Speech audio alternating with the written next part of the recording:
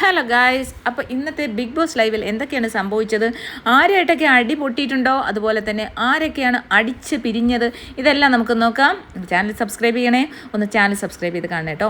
അതുപോലെ തന്നെ വീഡിയോ ഇഷ്ടപ്പെട്ടാൽ ലൈക്ക് ചെയ്യുക, നിങ്ങളുടെ അഭിപ്രായങ്ങളൊക്കെ അറിയിക്കാം. അപ്പോൾ നമുക്ക് ഈ മോശം വീഡിയോ ഒന്നും ഇടാൻ താല്പര്യമൊന്നും ഉണ്ടായിട്ടൊന്നും അല്ല, പക്ഷേ അനുമോളെ അത്രമാത്രം ദ്രോഹിച്ച ആൾക്കാർ ഇങ്ങനെയൊക്കെ കാണിക്കുമ്പോൾ, കുലസ്ത്രീ എന്നൊക്കെ വിളിച്ച് കളിയാക്കുമ്പോൾ ഇതേ കണക്കുള്ള വൾഗറായിട്ടുള്ള വളരെ വളരെ വൾഗറായിട്ടുള്ള വൾഗർ എന്ന് പറയുമ്പോൾ നമ്മൾ വൾഗർ എന്താണ് വൾഗർ എന്ന് ഉദ്ദേശിക്കുന്ന പല ആൾക്കാരും ചോദിക്കും. വൾഗർ എന്ന് ഉദ്ദേശിക്കുന്നത് നമ്മുടെ ശരീരഭാഗങ്ങൾ മാക്സിമം പുറത്തേക്ക് പ്രൊജക്റ്റ് ചെയ്ത് കാണിക്കുന്നതാണ് ഞാൻ വൾഗർ എന്ന് ഉദ്ദേശിക്കുന്നത്. നമ്മുടെ ശരീരഭാഗങ്ങൾ, സ്ത്രീയുടെ ശരീരഭാഗങ്ങൾ അത്യാവശ്യം ഡ്രസ്സൊക്കെ ഇട്ട് മറച്ച് വെക്കുന്ന ഉള്ള ആൾക്കാർ മറച്ച് വെക്കാം. കാരണം മറയ്ക്കാൻ വേണ്ടി സമരം നടത്തിയ നമ്മളൊക്കെ ചുമ്മാ മാറും തുറന്നിട്ടുകൊണ്ട് നടക്കുക എന്ന് പറഞ്ഞാൽ അത് വളരെ മോശമായിട്ടാണ് എനിക്ക് ഫീൽ ചെയ്യുന്നത്.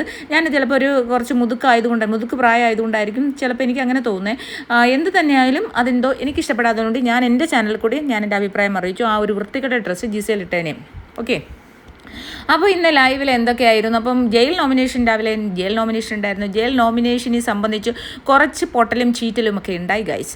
അപ്പോൾ എന്താണെന്നുള്ളത് ഇന്നലെ നമ്മൾ 2-3 റിയാസ് പോണതിന് മുമ്പ് തന്നെ നമ്മുടെ ശൈത്യമായിട്ടുണ്ടായിരുന്നപ്പോൾ തന്നെ ആദില എക്സ്പോസ് ആയി തുടങ്ങിയായിരുന്നു. ആദില ശൈത്യമായിട്ട് കൂട്ടിയേർന്ന് അനുമോളെ അപ്പം തന്നെ പുറകിൽ നിന്ന് കുത്തിയിട്ടുണ്ടായിരുന്നു. അങ്ങനെ കുറച്ച് എക്സ്പോസ്ഡ് ആയി ഇരുന്നതാണ് ആദില. പക്ഷേ റിയാസ് വന്നതിന് ശേഷം ആദില എന്തോ ഒരു അഹങ്കാരമില്ല എന്നാൽ ചോദിക്കും ക്യാരക്ടർ ചെയ്താന്ന്. ഈ ക്യാരക്ടർ ചെയ്യുന്ന ഇങ്ങനെയൊന്നുമല്ല. അനീഷിനെയൊക്കെ അങ്ങോട്ട് മാറോടോ, സ്റ്റെപ്പ് ബാക്ക്, അത് ചെയ്യടോ, ഇത് ചെയ്യടോ, ഇതൊന്നുമല്ല ക്യാരക്ടർ എന്തായിരുന്നു ക്യാരക്ടർ? ദൂർത്ത് ഉള്ള, ആരെയും അനുസരിക്കാത്ത അല്ലെ അംഗീകരിക്കാത്ത ദൂർത്തായിട്ടുള്ള ഒരു സ്ത്രീ. അവർക്കിവിടെ ഭരിക്കാനൊന്നും അവകാശമില്ല. അവരവരുടെ ദൂർത്ത് കാണിക്കുക. എനിക്കത് വാങ്ങിച്ചുകൊണ്ടോ, ഇത് വാങ്ങിച്ചുകൊണ്ടോ, അതിൻ്റെ ബോയ് ഫ്രണ്ടിനെ അവിടെ കിടക്കാൻ സ്ഥലം വേണം, എനിക്ക് എൻ്റെ ബോയ് ഫ്രണ്ടിന് ഇത്ര ഫുഡ് ഇതാ എന്നൊക്കെയാണ്. അല്ലാണ്ട് ആൾക്കാരെ ഉപദ്രവിക്കുക എന്നുള്ളതിനേക്കാൾ അപ്പുറം അവർ പറയുന്നത് അനുസരിക്കുന്നില്ല. അച്ഛൻ്റെ പണം ദൂർത്തടിക്കുന്ന ഒരു മകൾ, ഒന്നിലും സഹകരിക്കാതെ അല്ലെങ്കിൽ ഒന്നിലും ശ്രദ്ധിക്കാതെ, അച്ഛന് വലിയ താല്പര്യമില്ലാത്ത മകൾ, അതാണ്. അപ്പോൾ ഇതിപ്പോൾ അച്ഛൻ്റെ അധികാരം അങ്ങോട്ട് അതുപോലെ അധികാരം എടുത്തിട്ട് ഉപയോഗിക്കുന്ന ഒരു മോളായി മാറി. അതുപോലെ റിയാസ് വന്നപ്പോഴത്തേക്ക് ആദിലേക്ക് എവിടുന്നൊക്കെ ഭയങ്കര പോസിറ്റിവിറ്റി കിട്ടിയെന്നൊക്കെയാണ് അതിൽ പിന്നീട് നൂറയോടൊക്കെ പറയുന്നത് കേട്ടത്. അപ്പോൾ അതെന്താ തന്നെയാലും വളരെ മോശം പ്രകടനത്തിൻ്റെ ഭാഗമായിട്ട് രാവിലെ തന്നെ വീണ്ടും ജയിൽ നോമിനേഷൻ വന്ന സമയത്ത് ഈ നെവിനും ഉണ്ടായിരുന്ന സമയത്ത് ശൈത്യയുടെ പ്രശ്നം കഴിഞ്ഞ് അന്ന് അതിലും എക്സ്പോസ് ആയി കഴിഞ്ഞു. പിന്നീട് ഉണ്ടായ സംഭവം എന്താണ്? അതെന്താണെന്ന് നിങ്ങൾക്ക് കൃത്യമായിട്ട് അറിയല്ലേ. ഈ ഒരു അനുവായിട്ട് കൂടി ചേർന്ന് ഡെമോ കാണിക്കണം എന്നുള്ളത് കൂടുതലും ആദിലയും നൂറയുമാണ് അനുവിനെ ഒരുപാട് നിർബന്ധിച്ചത്. അങ്ങനെയാണ് ഡെമോ കാണിക്കാൻ വന്നത്. അതിൻ്റെ പേരിൽ അനുവിന് ഇത്രയും തെറിവിളി ലാലേട്ടൻ്റെ കയ്യിൽ നിന്ന് കിട്ടി. അതുകൊണ്ട് മാത്രമാണ്, ഇത് പറഞ്ഞതുകൊണ്ട് മാത്രമല്ല, ഡെമോ കാണിക്കാൻ വേണ്ടിയിട്ട് ശ്രമിച്ചു എന്നതിൻ്റെ പേരിലാണ് അനുമോൾക്ക് ഇത്രയും വഴക്ക് കിട്ടത്. അപ്പം എന്നിട്ട് ആ എപ്പിസോഡിൽ തന്നെ നമ്മൾ കണ്ടതാണ് ഭയങ്കര മോശമായിട്ട് അനുമോളെ ചീത്ത പറയുന്നത് ഈ ഒരു ആദില. കാരണം അവൾ എല്ലാവരും മുന്നിൽ നല്ല പിള്ളേ ആവാൻ ശ്രമിച്ചാണ്. പക്ഷേ അത് പുറത്തിരിക്കുന്ന പ്രേക്ഷകർ കാണുമ്പോൾ പ്രേക്ഷകർ കാണിക്കില്ലെന്ന് വിചാരിച്ചു. അതെനിക്ക് മനസ്സിലാവുന്നില്ല എന്താണ് ഈ കാണിക്കുന്ന ഡബിൾ സ്റ്റാൻഡെന്ന്. അപ്പോൾ അതിനുശേഷമാണ് റിയാസ് സലീം വന്നു കഴിഞ്ഞപ്പോഴത്തേക്ക് അവളുടെ സ്വഭാവം മുഴുവൻ മാറി. ഇവളേൻ്റെ വലിയ സംഭവമാണ്. ഇപ്പോൾ LGBT കോൺഫറൻസിന് വേണ്ടിയിട്ടാണല്ലോ റിയാസ് സലീം വന്നത്. അപ്പോൾ ആ ഒരു ചിന്തയിലാണ് നമ്മൾ നന്നായിട്ട് സപ്പോർട്ട് ചെയ്തൊരു ആൾക്കാരാണ്. പക്ഷേ ഈ സപ്പോർട്ട് വളരെ മോശമാണ്. കാരണം ഇന്നലെ രാത്രി ഈ ആദിലയും നൂറയും അതുപോലെ തന്നെ റെനയും കൂടി വളരെ മോശമായിട്ട് സെക്സാണ് പറയുന്നത്. പരസ്പരം സെക്സാണ്. ലാലേട്ടൻ്റെ എപ്പിസോഡിൽ ഇവർ പറഞ്ഞത് ആൾക്കാർ വിചാരിക്കും ഞങ്ങൾ സെക്സിന് വേണ്ടിയിട്ടാണ് കല്യാണം കഴിച്ചാൽ സെക്സാണ് ഞങ്ങളുടെ ഇമ്പോർട്ടൻസ്. ഞങ്ങൾ അങ്ങനെയല്ല, ഞങ്ങൾ ബെസ്റ്റ് ഫ്രണ്ട്സാണ്. പക്ഷേ എന്നിട്ടാണ് ഈ ഒരു 50 ദിവസം ആയപ്പോഴത്തേക്ക് സെക്സ് ചെയ്തോളാൻ വയ്യാത്ത വെപ്രാളം. സെക്സ് ചെയ്യാൻ അവിടെ കല്യാണം കഴിക്കാത്ത ആമ്പിള്ളാരുണ്ട്, കല്യാണം കഴിച്ച ആമ്പിള്ളാരുണ്ട്, കല്യാണം കഴിച്ച പെണ്ണുങ്ങളുണ്ട്. അവർക്കൊന്നുമില്ല. 25 വയസ്സ് 10-25 വയസ്സുള്ളൂ. സെക്സിനോടുള്ള ഈ 50 ദിവസം ഒരു ഗെയിം കളിക്കാൻ പോയെടുത്തും സെക്സിൻ്റെ വെപ്രാളം, സെക്സ് ചെയ്യാൻ വയ്യാത്ത. അപ്പോൾ ഇവർക്കൊക്കെ എന്തോത്തിൻ്റെ സോക്കേടാണെന്ന് എനിക്ക് മനസ്സിലാവുന്നില്ല. ഇതാണ് രാത്രി ഈ 3 പെൺപിള്ളേരും കൂടി ഇരുന്ന് പറയുന്നത്. റേനെ 10-18 വയസ്സുള്ള ഒരു പെണ്ണ്, ആ പെണ്ണിനൊക്കെ എന്തോ സ്വഭാവം എനിക്കറിയത്തില്ല. അപ്പോൾ ഈ 3 പേരും കൂടി ഇരുന്ന് സെക്സാണ് സംസാരിക്കുന്നത്. കൂടുതൽ എനിക്ക് ഇതിനെക്കുറിച്ച് പറയാൻ താല്പര്യമില്ല കേട്ടോ. കാരണം ഞാനൊരു മുതുക്ക് പ്രായമാണെങ്കിലും അതൊക്കെ കുറച്ചൊരു പ്രൈവസി, നമുക്ക് സ്വകാര്യത വേണ്ട കാര്യങ്ങളാണ്. നമ്മൾ ഈ 72 ക്യാമറ ഈ ലൈവ് 24/7 കാണുന്ന പ്രേക്ഷകർ കാണുന്ന ഒരു സ്ഥലത്ത് വന്നിരുന്ന് ഇത് പറയാനുള്ള തൊലിക്കട്ടി ഉണ്ടല്ലോ, അത്ര ഉളുപ്പില്ലായ്മ നമുക്കൊന്നും ഇല്ല. ഈ സോഷ്യൽ മീഡിയയിലാണ് നമ്മൾ വന്നിരുന്ന് പറയുന്നത്. അപ്പം നമുക്കത് കുറച്ച് ബുദ്ധിമുട്ടാണ്. അതുകൊണ്ട് ഞാൻ ആ വിഷയം അവിടെ വിടുന്നു. അപ്പോൾ വളരെ മോശമായിട്ട് സംസാരിച്ച്. അപ്പോൾ അതുകൊണ്ട് തന്നെ ആദില, നൂറ ഇവരുടെയൊക്കെ പേഴ്സണൽ ഇവരുടെ ക്യാരക്ടർ എന്താണെന്ന് നമുക്ക് മനസ്സിലായി. കാരണം ഇവർ ഈ പുറമേ കാണുന്ന തൊലി വെളുപ്പും ഈ പുറമേ കാണുന്ന ക്യൂട്ട്നെസ് വാരി വിതറലും മാത്രമേ ഉള്ളൂ. നമ്മൾ തൊലി വെളുക്കുകയോ കറക്കുകയോ ചെയ്യുന്നത് ഓരോ മനുഷ്യൻ്റെയും, കാരണം കറുത്തവരാണ് ഏറ്റവും കൂടുതൽ സൗന്ദര്യം എന്ന് വിചാരിക്കുന്ന ഒരാളാണ്. അപ്പോൾ അതുകൊണ്ട് തന്നെ ഇതിലൊന്നും ഒരു കാര്യമില്ല. മനസ്സെപ്പോഴും വൃത്തിയായിട്ടിരിക്കണം. നമ്മൾ പറയേണ്ട കാര്യങ്ങൾ എവിടെയാണ് പറയേണ്ടത് എന്നത് അത് മനസ്സിലാക്കിയിട്ട് വേണം പറയാൻ. അപ്പോൾ അത് മോശമായി. അപ്പോൾ ഇന്ന് എന്തായാലും ജയിൽ നോമിനേഷനിൽ ആദ്യം ഓൾറെഡി റണ വന്നിട്ടുണ്ട്. അത് കഴിഞ്ഞതിന് ശേഷം പിന്നീട് നമ്മൾ ഷാനവാസിനെയാണ് അവർ ജയിൽ നോമിനേറ്റ് ചെയ്തിരിക്കുന്നത്. അപ്പോൾ അതുമായിട്ട് ബന്ധപ്പെട്ട് അവിടെ കുറച്ച് വർത്തമാനങ്ങളും കാര്യങ്ങളും വന്ന് എന്താണ് നിവിനുമായിട്ടുള്ള പ്രശ്നങ്ങൾ തന്നെയാണ് വീണ്ടും ചർച്ച ചെയ്തത്. അപ്പം സാറ്റർഡേയിലേക്ക് മാറ്റി വെക്കാൻ ഇവർക്ക് പയ്യ. അപ്പം നമ്മുടെ ബിന്നി വന്ന് പറഞ്ഞ പോയിന്റ് ഉണ്ട്. ബിന്നി വന്ന് പറഞ്ഞത് എന്താണ്? ബിന്നി വന്ന് പറഞ്ഞത് ഈ ഒരു ആദില എന്ന് പറയുന്ന വ്യക്തി ഷാനവാസ് ഒരിക്കലും ആദിലയോട് പുറത്ത് പറയാൻ പറഞ്ഞിട്ടില്ല. ആദിലയോട് പറഞ്ഞ കാര്യം ആദില ഞങ്ങളോടെല്ലാം വന്ന് പറഞ്ഞു, ഇത് ഇങ്ങനെയാണ്, നിങ്ങൾക്ക് അങ്ങനെ തോന്നിയിട്ടുണ്ടോ എന്നൊക്കെ ചോദിച്ചു. അപ്പം ഞങ്ങൾ ഞങ്ങളുടെ അഭിപ്രായം പറഞ്ഞിട്ടുണ്ട്.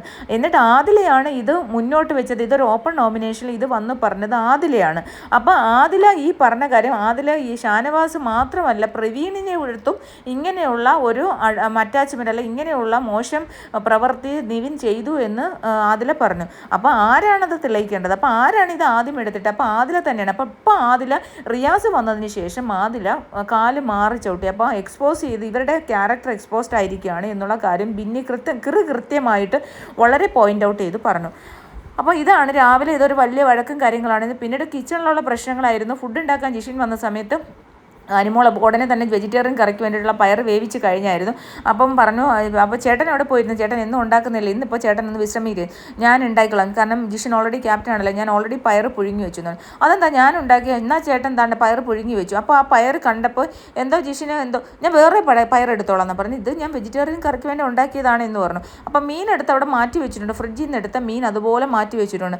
അപ്പോൾ അതും കൂടി കണ്ടപ്പോഴത്തേക്ക് ജിഷിന് ഭയങ്കരമായിട്ട് കുരുപൊട്ടി. അപ്പോൾ ജിഷിന് ഉടനെ പറഞ്ഞു, ഞാൻ എനിക്ക് വേണ്ട, നീ ഉണ്ടാക്കുന്ന ഒരു സാധനം എനിക്ക് വേണ്ട, നീ മീനിലൊക്കെ ഇട്ട് ഇളക്കിയ തവിയാണ് തരുന്നതെന്ന്. ഞാനൊരു വെജിറ്റേറിയൻ ബ്രാഹ്മണാണ്.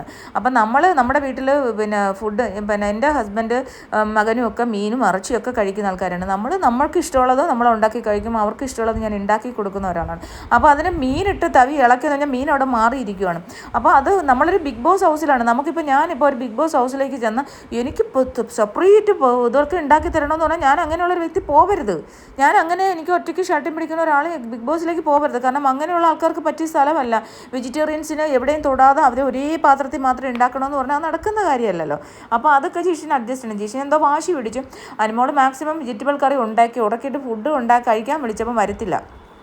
അങ്ങനെ എനിക്ക് വേണ്ട. അപ്പോൾ അതിൻ്റെ ഇടയ്ക്ക് ഒണിയലിൻ്റെ വായിൽ നിന്നൊരു വാക്ക് വന്നു. അതാണ് വേണമെങ്കിൽ ഇഷ്ടം ഫുഡ് വേണമെങ്കിൽ എടുത്ത് വെച്ച് കേറ്റടാ എന്നൊരു വാക്ക് പറഞ്ഞു. അപ്പോൾ കേറ്റടാ എന്ന് പറഞ്ഞത് മോശമായിട്ട് ജിഷിന് അത് സത്യമായിട്ടും ഒരു മോശമായ വാക്കാണ്. കാരണം ഫുഡിൻ്റെ കാര്യത്തിൽ അങ്ങനെ ആരും പറയാൻ പാടില്ല. അങ്ങനെ അത് പറഞ്ഞു. അങ്ങനെ ഒരു പ്രശ്നങ്ങളുണ്ടായി. എന്തായാലും വെജിറ്റേറിയൻകാർക്ക് ഫുഡ് മാറ്റി വെച്ചിട്ട് അനുമോൾ പിന്നാണ് മീൻ എടുത്തതും മീൻ കറി വെച്ചതും. അപ്പോൾ അതിൻ്റെ ഒരു പ്രശ്നങ്ങൾ കുറച്ച് നേരം നിലനിന്നു. പിന്നീട് ഇപ്പോൾ ക്യാപ്റ്റൻസി ടാസ്ക്കാണ് വന്നത്. ക്യാപ്റ്റൻസി ടാസ്ക് എന്ന് പറഞ്ഞു കഴിഞ്ഞാൽ ഈ പ്ലെയിൻ ഉണ്ടല്ലോ നമ്മുടെ കുഞ്ഞുനാളിൽ ആ ഒരു എന്താ പറയുക നമുക്ക് നൊസ്റ്റാൾജിയ ഫീൽ ചെയ്തു. ഞാൻ എൻ്റെ ബ്രദേഴ്സൊക്കെ ആയിട്ട് ഇങ്ങനെ പ്ലെയിനൊക്കെ ഉണ്ടാക്കി കളിക്കണം പഴയ ഒരു ഓർമ്മയിലേക്കാണ് ഞാൻ പോയത് കേട്ടോ. കാരണം ഇന്നിപ്പോൾ എല്ലാവരും ഓരോരോ സ്ഥലങ്ങളിലാണ്. ആർക്കും എല്ലാവരും മുതുക്കികളുമായി. അപ്പോൾ അത് കാരണം ആർക്കും സമയമില്ല. അപ്പോൾ നമുക്ക് ആ ഒരു നൊസ്റ്റാൾജിയ പെട്ടെന്ന് തന്നെ ഫീൽ ചെയ്തു. എന്താണ് ഒരു 3-4 എയർപോർട്ട് മീൻസ് കണ്ണൂർ, കൊച്ചി, ട്രിവാൻഡ്രം അതുപോലെ ചെന്നൈ 4 എയർപോർട്ടിൻ്റെ ഒരു ലൈൻ വരച്ചിട്ട് അപ്പോൾ അതിന് ഓരോ പോയിൻ്റ് ഇട്ട് കണ്ണൂർ ഒരു പോയിൻ്റ് അങ്ങനെ പോയിൻ്റ് വൈസ് പോയിൻ്റ് ഇടണമായിരുന്നു. അപ്പോൾ ആദ്യം 3 പേരെ 3 പോയിന്റ്. അപ്പോൾ ആദിലയാണ് ക്യാപ്റ്റൻസിയിലെ ടാസ്കിൽ വന്നേക്കുന്ന ആദില, ജിസൈൽ, ആൻ്റോണിയൽ. അപ്പോൾ എന്തായാലും ആദ്യം കൊണ്ടുവന്ന് എല്ലാവരും അത് നല്ല രസമുള്ളൊരു കളി. എനിക്ക് ഭയങ്കരമായിട്ട് അത്ര വലിയ പാടുമില്ല. എന്നാൽ ആ ഒരു കാറ്റിൻ്റെ ഇത് കൊണ്ടും പിന്നെ അത് ചെയ്യാൻ അറിയണം. നന്നായിട്ട് ആ പ്ലെയിൻ ഉണ്ടാക്കി കഴിഞ്ഞാൽ അത് കൃത്യമായിട്ട് പോകും. പ്ലെയിൻ കുറച്ച് ചെറുതായിട്ട് ഉണ്ടാക്കണം. വലുതായിട്ട് ഉണ്ടാക്കി കഴിഞ്ഞാൽ അപ്പോൾ അത് അവിടെ തന്നെ വീഴും. അപ്പോൾ ഉണ്ടാക്കാനായിട്ട് ടിഷ്യൂ പേപ്പറൊക്കെ വെച്ചിട്ട് കാണിച്ചു കൊടുക്കുന്നുണ്ട്. അപ്പോൾ എല്ലാവർക്കും ഓൾറെഡി മിക്കവാറും എല്ലാവർക്കും ഒരു പ്ലെയിൻ വിടാനൊക്കെ അറിയാം. പേപ്പർ വെച്ചിട്ട് പേപ്പർ പ്ലെയിൻ ഉണ്ടാക്കാൻ അറിയാത്ത ആൾക്കാർ വളരെ ചുരുക്കമാണ്. ചിലപ്പോൾ ആർക്കെങ്കിലും അറിയാതെ വന്നിട്ടുണ്ടെങ്കിൽ ഇതാണ് ഒരു വളരെ സിമ്പിളായിട്ട് ഉണ്ടാക്കാൻ നമ്മൾ കുഞ്ഞുനാളിലൊക്കെ ഉണ്ടാക്കാൻ പറ്റുന്നത്. ആകാശത്തൂടെ പ്ലെയിൻ പോകുന്ന സമയത്ത് ഇന്നത്തെ കാലത്തല്ലേ കുഞ്ഞു കുട്ടികൾ വരെ പ്ലെയിനിൽ കയറുന്നത്. പണ്ടത്തെ കാലത്ത് നമ്മൾ അങ്ങനെ കുഞ്ഞു കുട്ടികളായിരുന്നപ്പോഴൊന്നും നമ്മൾ പ്ലെയിനിൽ കയറില്ലല്ലോ. ഞാൻ LLB പഠിക്കാൻ പോയ സമയത്താണ് ഞാൻ ഫ്ലൈറ്റിലൊക്കെ ബാംഗ്ലൂർ പോണത്. അപ്പോൾ ഞാൻ LLBക്ക് പഠിക്കാൻ പോകുമ്പോൾ ഞാൻ ബാംഗ്ലൂരിൽ ഫ്ലൈറ്റിലൊക്കെ കുറേ പ്രാവശ്യം അത്യാവശ്യത്തിനൊക്കെ പോകുമ്പോഴൊക്കെ ഫ്ലൈറ്റിലൊക്കെയാണ് പോയിക്കൊണ്ടിരുന്നത്. അപ്പോൾ അല്ലാണ്ട് നമ്മൾ ചെറുപ്പത്തിലൊന്നും അങ്ങനെ ഫ്ലൈറ്റിലൊന്നും ആർക്കും പോകാനൊന്നും പറ്റൂലല്ലോ. അപ്പോൾ അതുകൊണ്ടൊരു നല്ല കളി തന്നെയായിട്ടാണ് എനിക്ക് ഫീൽ ചെയ്തത്. അപ്പോൾ എന്തായാലും ആ ഒരു സ്തൂപം ഉണ്ടല്ലോ, ആ ഇരിക്കുന്ന 3 എണ്ണം അതിൻ്റെ ഒരു ടേബിള് അവിടെ കൊണ്ടുവച്ചിട്ട് ഈ ജിഷിൻ നിൽക്കുന്ന ഭാഗത്ത് ഇപ്പുറത്ത് നിന്നിട്ടാണ് ആ ഒരു ഇത് എറിയേണ്ടത്. പക്ഷേ ഭയങ്കര രസമായിരുന്നു. എന്തായാലും ആദ്യം കളിച്ചത് ആദിലയാണ്. ഒന്നാമത് പേരെഴുതിയിരുന്ന ആദില ആയതുകൊണ്ട് ആദിലയാണ് ഫസ്റ്റ് ചോയ്സ്. ആദിലയ്ക്ക് ഇട്ട് കൊടുത്തു. അപ്പോൾ അങ്ങനെ ആദില ഇട്ടില്ല. അങ്ങനെ ജിസേൽ ഒന്നിട്ട് ആദില 4 ഇട്ട് ഒനിയലാണ് ജയിച്ചത് ഈ കളിയിൽ. ഒനിയൽ 9 പോയിന്റ് കിട്ടി. അങ്ങനെ ഒനിയലാണ് ഈ ഒരു ബിഗ് ബോസ് ഹൗസിലെ ഈ ആഴ്ചത്തെ ക്യാപ്റ്റൻ.